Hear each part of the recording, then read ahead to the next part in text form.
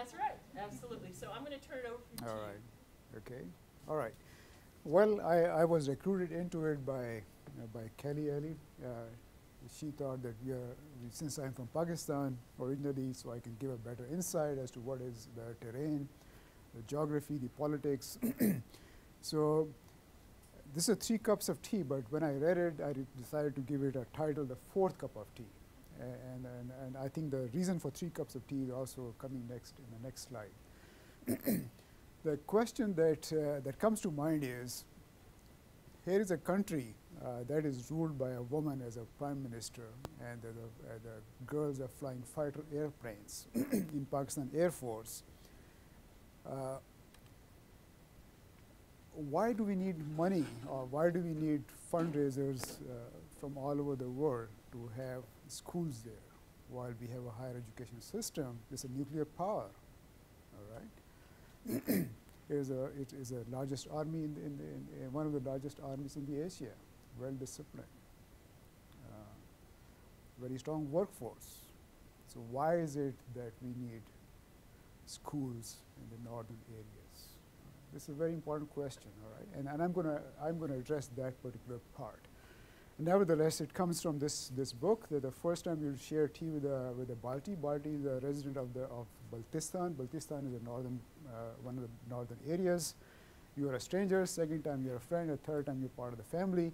And there's a very strong honor system. And for the friends and the families, they're ready to give up their lives. And that is what is happening these days in that area that spills over into Afghanistan as well. So there's a collateral damage, and the people are angry that they got killed for no reason. So they go pick up the gun and they start shooting, and then we call them terrorists. So there are some other very important distinctions to be drawn.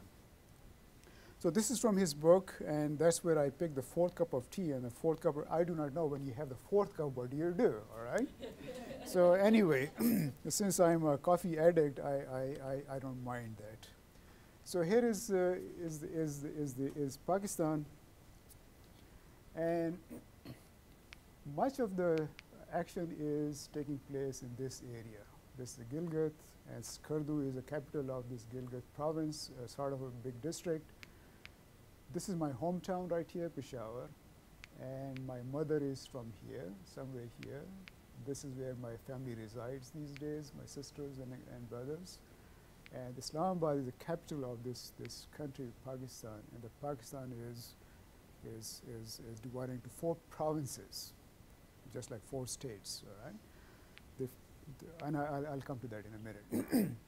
So if you look at this particular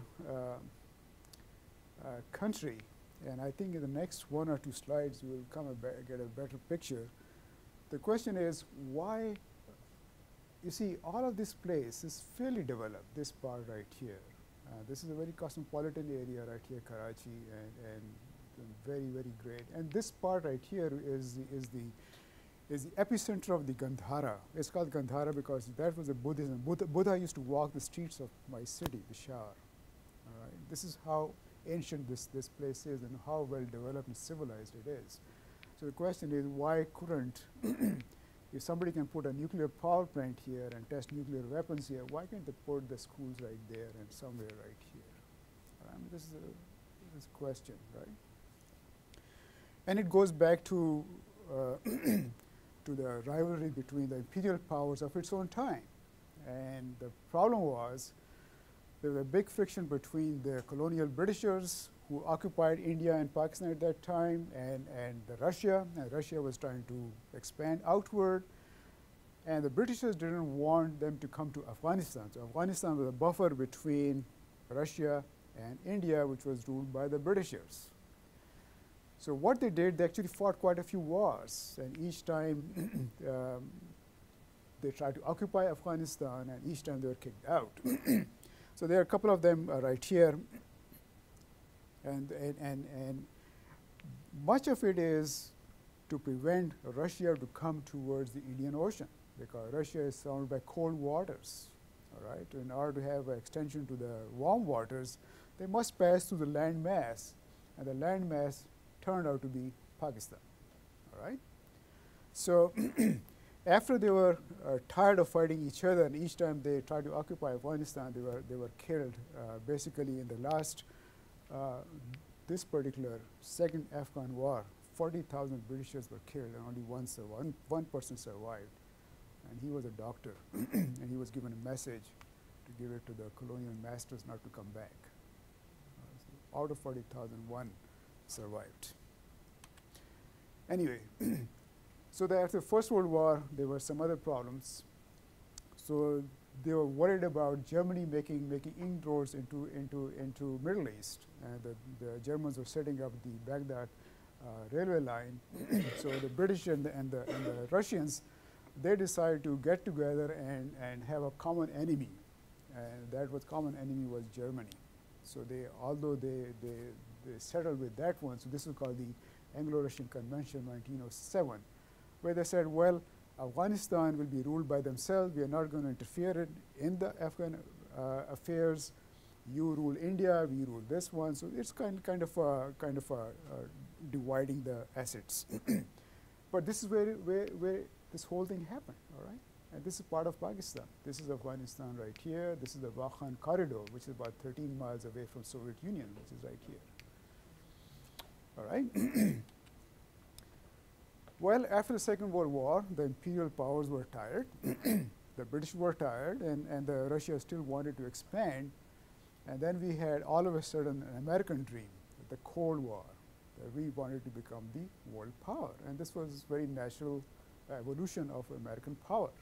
All right, America had established itself as a solid country, had helped the Allied powers to win the war against Germany. Now the Russians and the Soviets were the enemy. They were expanding. So therefore, the Cold War started, and the Cold War was basically to circle this red. These Russians right here. This is Russia right here, Soviet Union. This is China, Mongolia, with some friendly powers, and this is where the encirclement comes in.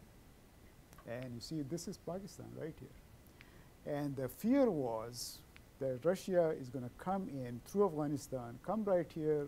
This is Indian Ocean, which is the year-round maritime route. So to prevent Russia getting improved infrastructure in this area, the World Bank, the IMF, and also the political pressure was so much on Pakistan not to develop those areas. So they were deliberately kept backward. And that's where and even now, in this is Iran right here.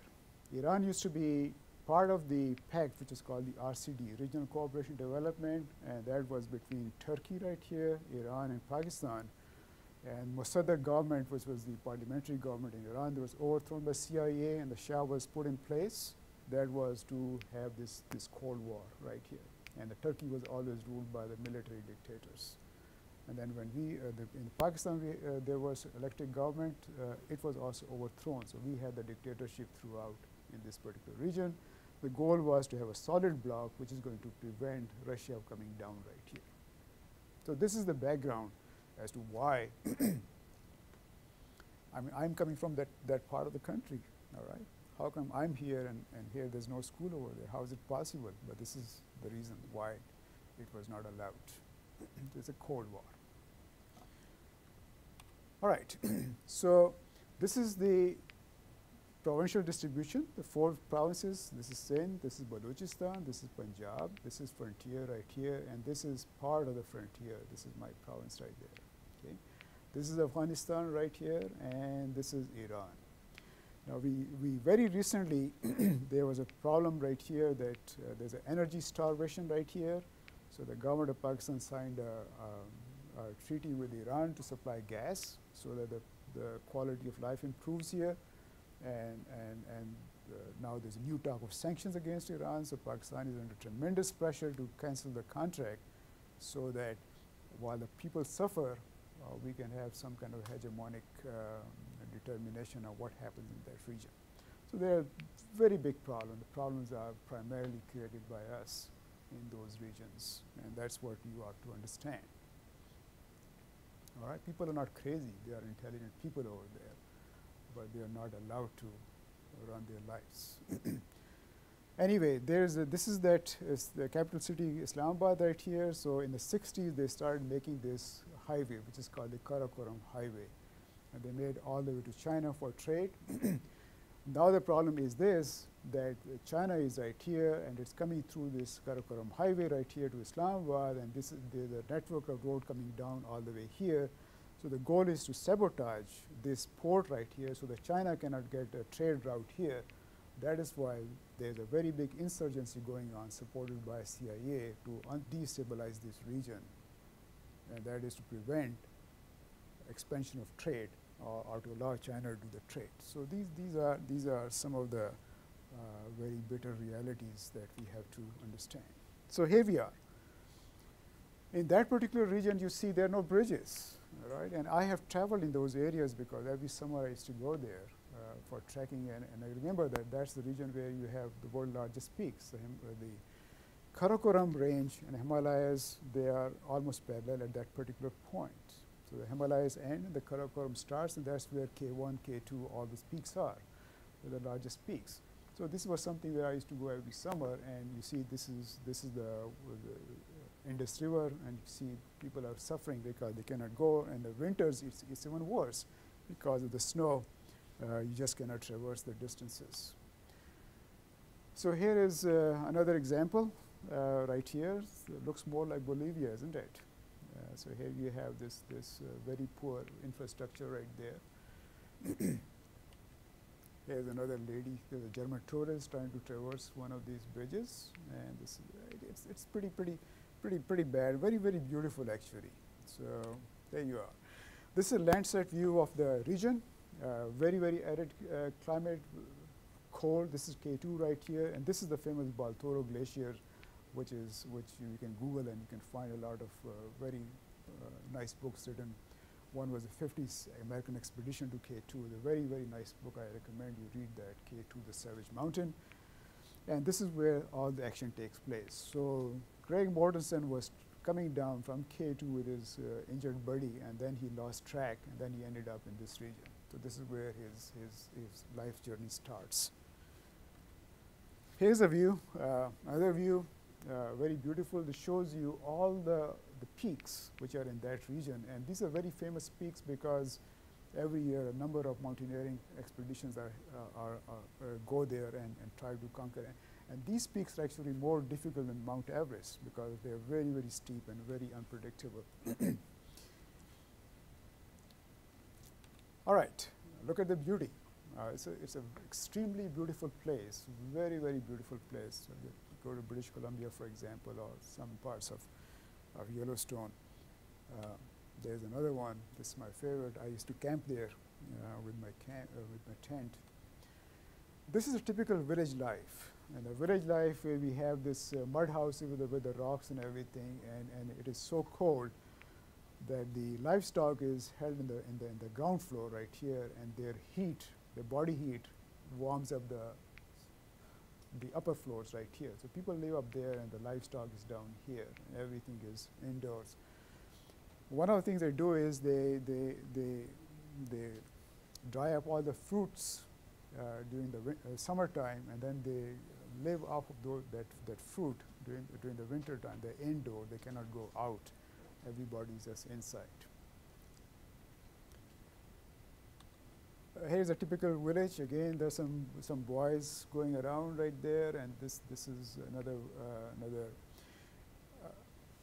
one of the things that I since I used to go every summer over there, it used to cost me nothing to spend 2-3 weeks over there, because people would come and give you the food.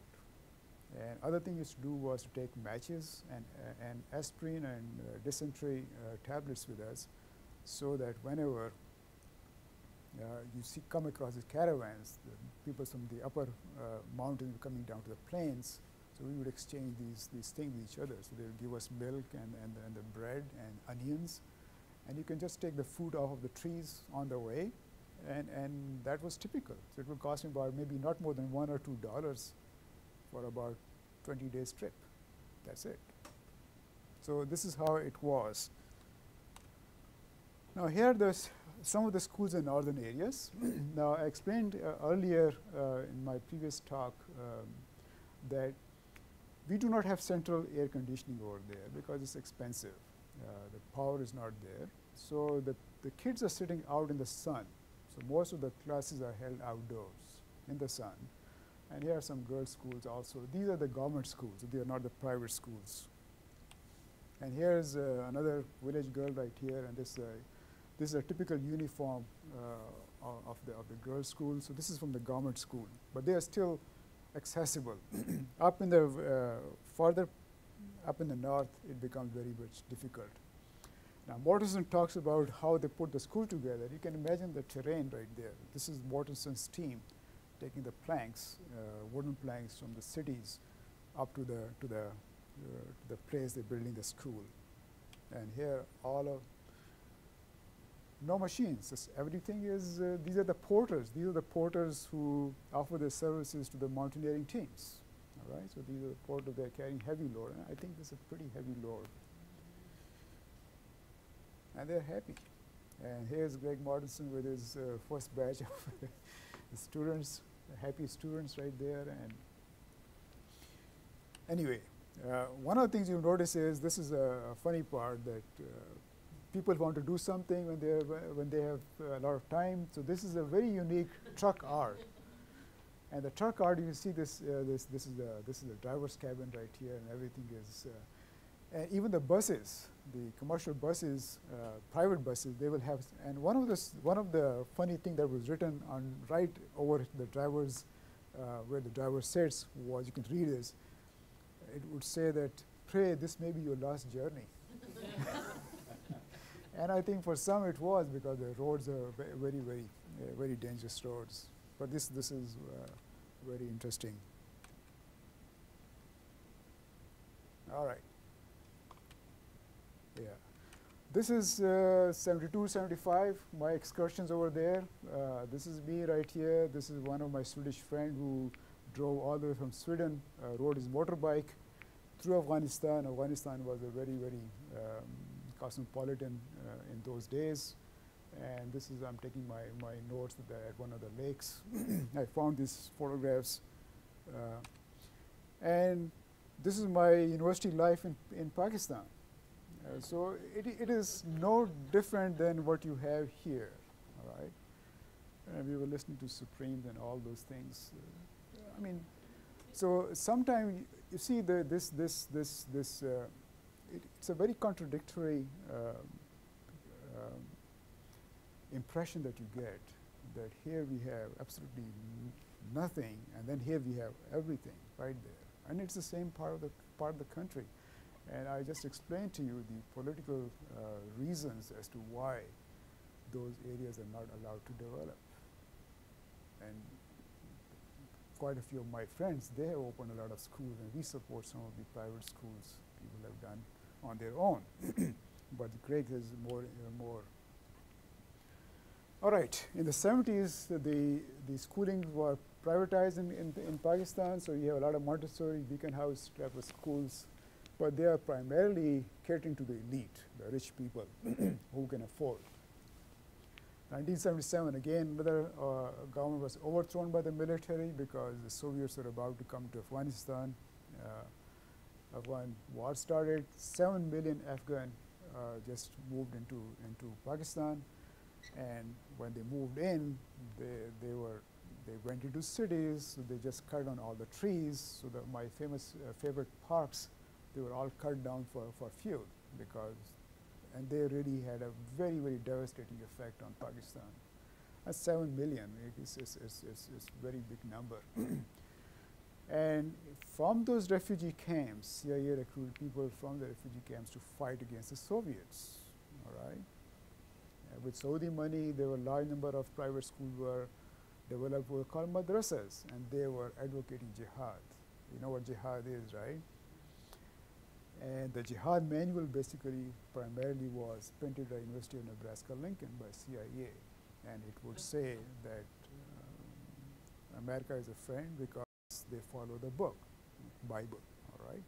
And the Soviets are the infidels because they do not have any religion. So therefore, it is kosher for you and go and kill the infidels. These are the parts of that manual. So this didn't come from that area because I grew up there, all right? So this is what happened. So after the Soviets pulled out, we pulled out of Afghanistan, and the entire region descended into chaos, and that's where the Taliban were born, all right? And here are the Taliban sitting in the White House, all right? See what President Reagan said about it. These gentlemen are moral equivalent of America's founding fathers, 1985. These are the Talibans. So when you hear about, in the book also, that gives you very, very different impression, and it can give you, mislead you into believing that something is terribly wrong with the people. They're ruthless, they're barbarian, they're uncultured, uncivilized.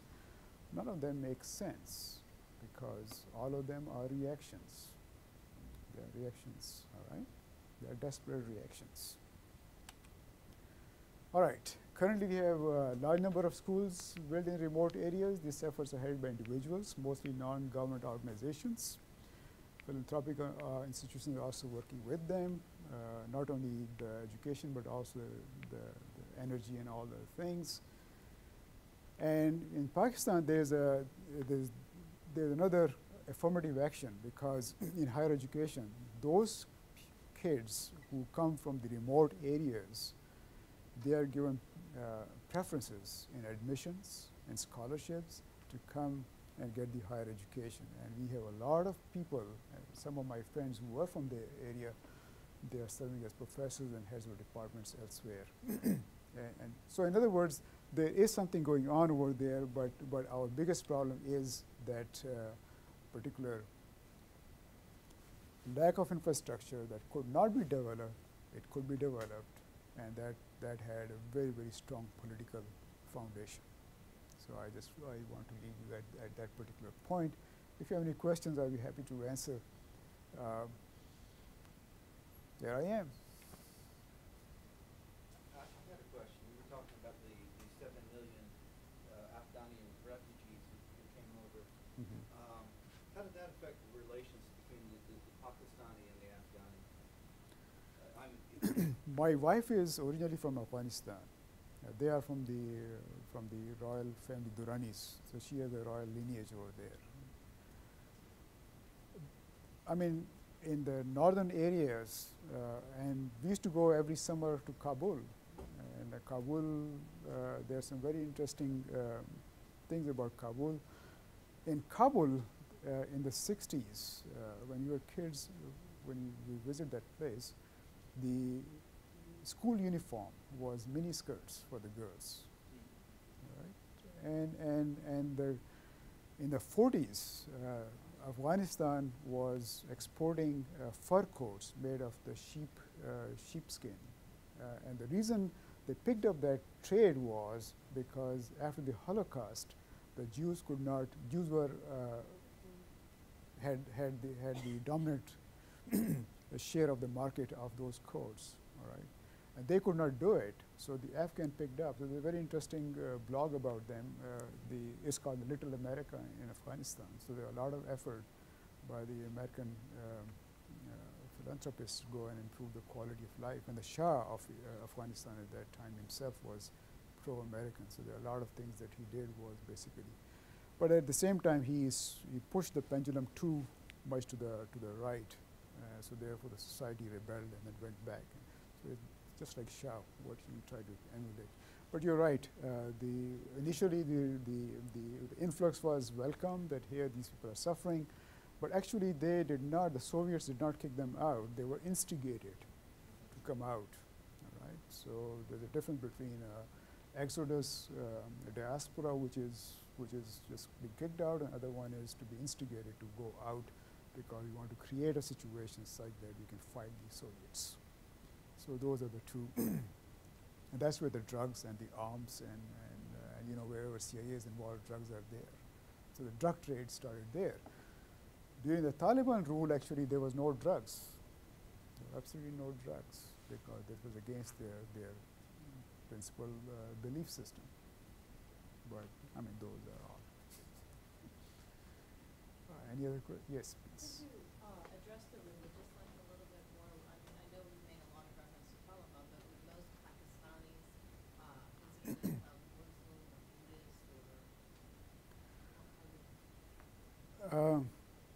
Pakistan is about 90% Muslim.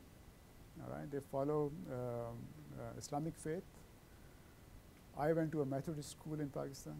My wife went to a convent. All right, and there was absolutely no friction, because my Christian friends, they would be coming and celebrating the Muslim holidays, and we would be going to get the Christmas presents over there. So there was absolutely no problem at all, religious problem. The religious problem started after the Afghan war, where the CIA instigated that you must kill the infidels, and then it just spilled over. So yes, you're right, it is there, but it never was there. As I said, that we had about 7 mission schools in my town, and my brother, who's a doctor, he also served in one of the mission hospitals. So, I mean, it's amazing how things change.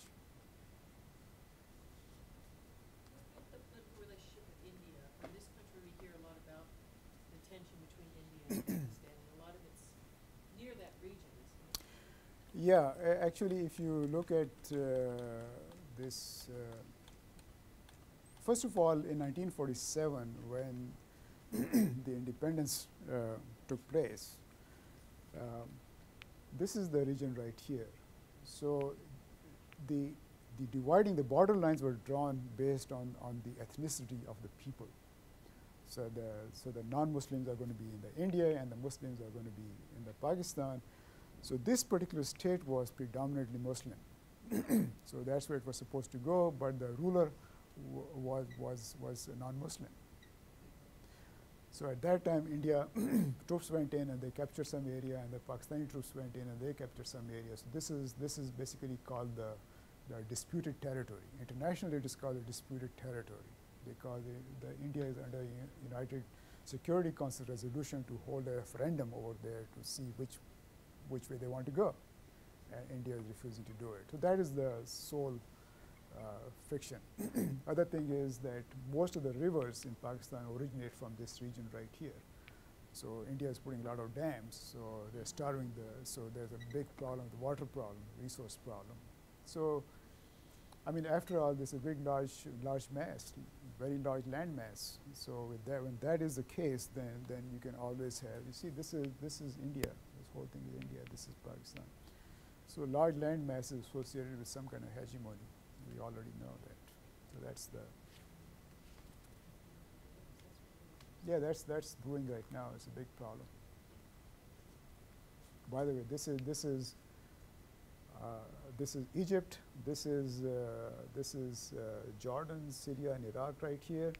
And at that time, there were nationalistic governments, Arab nationalism. So to counter the Arab nationalism, we supported Israel for that reason, because they were thought of as pro-Soviet Union. So now we are stuck with that part also. All right. What do you think of the book? It's an excellent book. I enjoyed it. And in fact, I had to read it because Constance mentioned that I have to do it, so I had to. I had bought this book about a couple of years ago, and I kept putting it on the shelf that I will read it when. And then the books became so many that I said, when I retire, I'm going to read them. But when she called, and I said, well, I have to read it now, so I read it. It's a great book. It's an excellent book, and I hope he succeeds in his mission, which is a very noble mission. Would you say it's a solid description or a representation of the people of the country and the culture? Yeah, it's pretty much, yeah. He hasn't written anything bad, all right? Well, for example, wherever he had problem, that is a human aspect. Everybody wants their share, right? So yes, there are some problem with the and the biggest problem that we are facing is the madrasa, those religious schools, and those schools are basically paid for by the Saudis. And remember that all the 9/11 guys were basically Arabs. None of them were from Afghanistan or Pakistan, right? And yet we have an 8-year-long war going on, and people are getting killed every day. And none of them did what they have been accused of doing. So the Yeah. money to those people who are still fighting is still coming from Middle East. They're still coming from Saudis and the other rich people. Because Pakistanis are pronounced Shia. No, they are primarily Sunni. Oh, they are Sunni. But we have about 20% Shias. But again, there was never a problem. So what happened is after Khomeini's revolution, Saudis became very much alarmed because, I mean, can you imagine a whole country named after a family? The name of the Saudi Arabia was Hijaz. Now it's Saudi. Saudi is the name of the family. Saudi Arabia means Arabia of Sauds. All right, it's a house of Saud basically. So they got alarmed because the Khomeini Iranians were threatening that you need to be overthrown because you're corrupt, which is true. All right, but so they started putting in a lot of money into countering the Iranian influence. So when the Iranians revolution became very successful, and you would see that the Iranian woman would be wearing this, not veil but chador, it's called sheet, all right, just, it is very common actually. So at that time, the Saudis started advocating so-called hijab. And I know, I mean, I've been here more than half my life. So in those days, people from Middle East and Pakistan, they never wore this head wrapper and other things like that.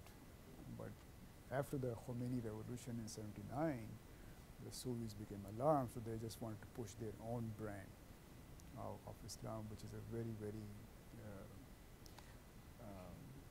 fanatic type of thing. So those are called the Salafis or the Wahhabis. But the Islam that is practiced, Sunni Islam is practiced in Pakistan, was basically Sufi type, which is just like the Rumi. You must have heard his name. So there was Sufi Islam, which is peace-loving, basically. I mean, you do your work, we do ours, that kind of thing. But Wahhab, who was the reformer in Saudi Arabia in the early part of the last century, it was his hobby to go to Iraq and destroy the Shiite places of worship. So it was a pretty unfortunate development. But then again, they had money, and since Roosevelt time, they have been guaranteed a secure future, that nothing is going to happen to them. So they just made use of this money to really squander and mess up a lot of other places. But they are in place because we want them to be in place. Otherwise, they do not have very much standing in their own country.